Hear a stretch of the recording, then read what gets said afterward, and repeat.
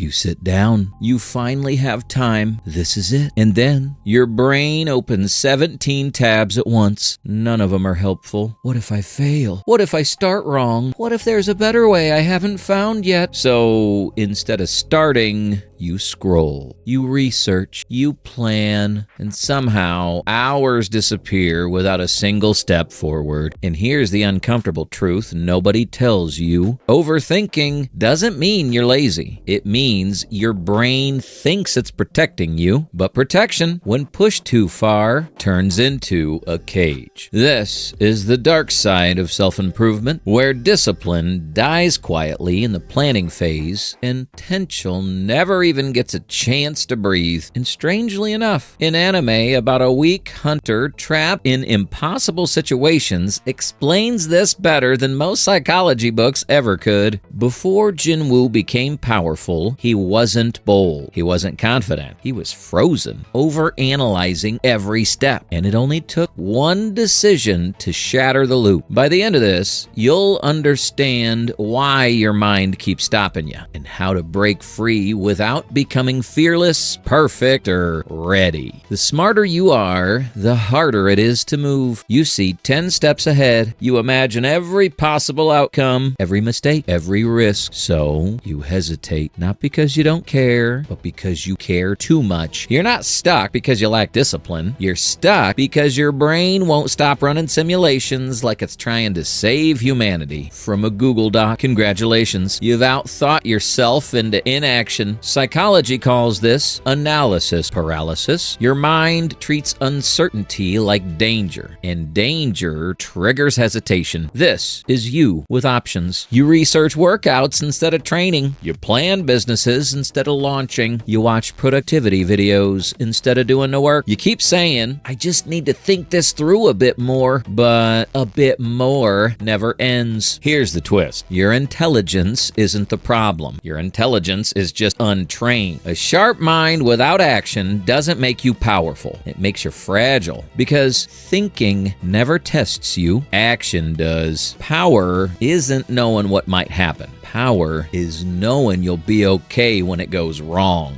Overthinking feels responsible, mature, smart. That's what makes it dangerous. You tell yourself you're being careful. I just want to make sure this is the right move. I need to be realistic. I don't want to rush into something stupid. Sounds reasonable, right? But notice what's really happening. Weeks pass, months pass, and somehow you're still preparing for a life you haven't entered. You're not avoiding failure. You're avoiding exposure. Here's the psychological trick your brain's playing. Your brain does not prioritize growth. It prioritizes safety. Uncertainty, starting something new, being seen, risking judgment, activates the same threat systems as physical danger. Heart rate up, muscles tense, thoughts spiral. So your brain puts on a suit, grabs a clipboard, and says, let's think about this a little longer. That's not wisdom. That's fear trying to sound professional. This is waiting for confidence before you start. You tell yourself, I'll begin when I feel ready, when I'm more confident. But confidence doesn't arrive first. You act, then your nervous system learns it survived. Here's the truth that stings a little. Logic isn't stopping you. Fear is. Logic says move. Fear says stay invisible. And the longer you wait, the more convincing fear sounds. If motivation worked, you'd already be done. Think about how many times you've said this. I'll start when I feel motivated. And sometimes it works for a day, maybe two. Then motivation vanishes and you wait again. That's the loop. Here's the uncomfortable psychological truth. Motivation does not create action. Action creates motivation. Behavioral psychology has shown this for decades. Movement comes first. Emotion follows. Your brain doesn't reward intention. It rewards progress. So when you wait to feel ready, nothing happens. No progress, no reward. This is every low energy morning of your life. You don't feel like going to work, but you go, and 10 minutes later, it's not so bad. Not because motivation arrived, but because motion warmed the engine. Motivation is not a starting tool. It's a byproduct. Waiting for it is like waiting for your phone to charge without plugging it in. One imperfect move beats 1,000 perfect plans. Overthinking doesn't just slow you down. It splits you. You're half in, half out. So you hover. Not starting, but not letting go either. And that limbo, it's exhausting. The longer you wait to decide, the heavier the decision feels. Here's what psychology doesn't say loudly enough. Indecision is more stressful than a bad decision. When you don't choose, your brain keeps everything alive. More noise, more anxiety. The moment you commit, even to a flawed path, your brain relaxes. Not because it's perfect, but because uncertainty collapses. Clarity isn't something you find. It's something you create by choosing. Commitment doesn't trap you. It frees mental energy and turns fear into feedback. Once you choose, you stop asking, "What if I fail?" and start asking, "What do I do next?" Nothing sharpens focus like consequences. Most people avoid pain like it's poison. They numb it, scroll past it, distract themselves from it, and when pain shows up anyway, failure, rejection, embarrassment, they take it as proof they should stop. So they retreat, not because the pain was unbearable, but because it was unexpected. Pain isn't the enemy of progress. Meaningless pain is. Psychology research on stress and learning shows something counterintuitive. Stress paired with purpose improves focus, memory, and adaptability. This is the deadline you can't escape. The failure that forces you to reassess. The loss that strips away illusions. Suddenly, you're not asking, "How do I feel?" You're asking, "What matters now?" Pain cuts through noise better than motivation ever could. Overthinking thrives when nothing is at stake. Pain ends the debate. Once you realize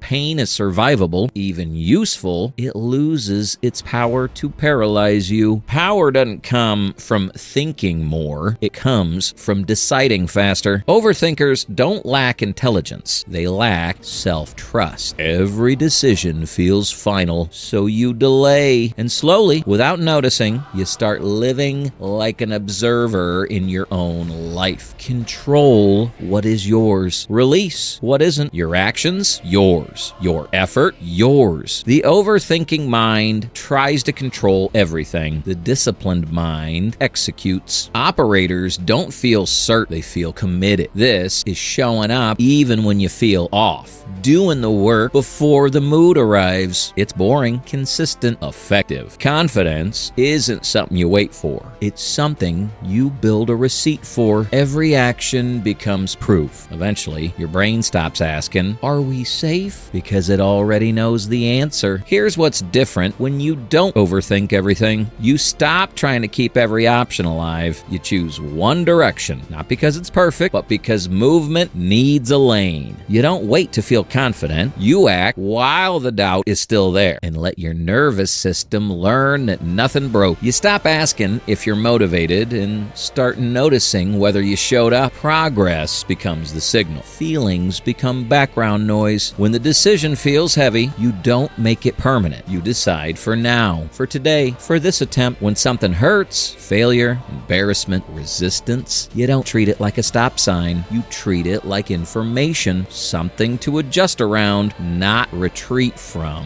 And slowly, without a dramatic moment, something flips. You stop proving things to yourself in your head and start proving them through action. That's the shift. Not smarter thinking, not more planning, just fewer negotiations with your own mind. It's the same shift you see when Jinwoo stops surviving and starts operating. You weren't stuck because you were lazy. You were stuck because your mind was trying to protect you. But protection has a cost. Overthinking keeps you safe and keeps you small. Clarity doesn't come before action. It shows up after you move. Start and the rest follows.